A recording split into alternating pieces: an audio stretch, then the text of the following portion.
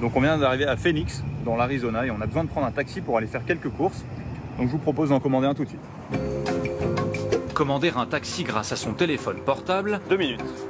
1 minute. Ok, je crois que je vois le chauffeur, il est juste là-bas. Ah, il arrive. un geste devenu classique.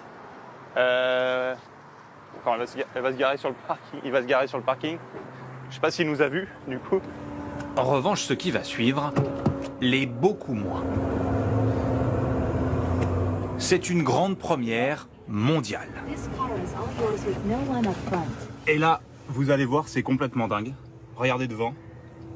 Il n'y a pas de chauffeur. Un taxi 100% autonome. On va voir si ça fonctionne vraiment. Je propose de regarder.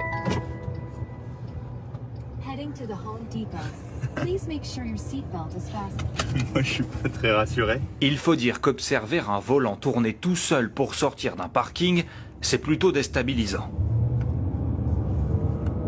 Et cela devient même impressionnant quand la voiture atteint rapidement sa vitesse de pointe, 45 miles par heure, 70 km/h. On double régulièrement des gens en fait. La voiture ralentit tout doucement et elle va s'arrêter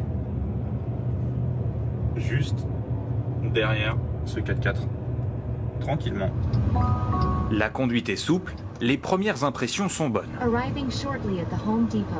L'arrivée au magasin se fait sous les regards perplexes des passants.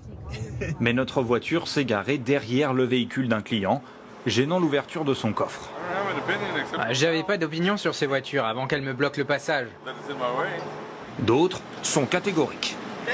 Jamais de la vie. Vous feriez confiance à cette voiture ? Non.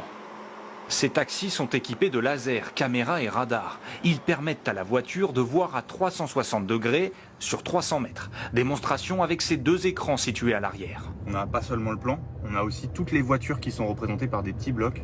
Il y a même les piétons. Regardez, on en voit un ici. Et il est du coup là. Le service est testé dans les rues de cette ville américaine depuis plusieurs mois. Il y a déjà des habitués, comme ce jeune habitant de Phoenix.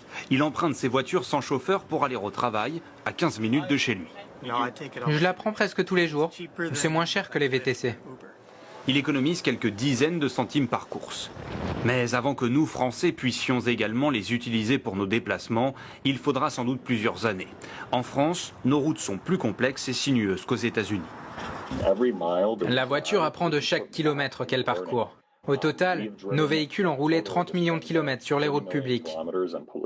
Nous pensons que les tests que nous faisons aujourd'hui aux États-Unis nous permettront dans le futur de conquérir le marché mondial.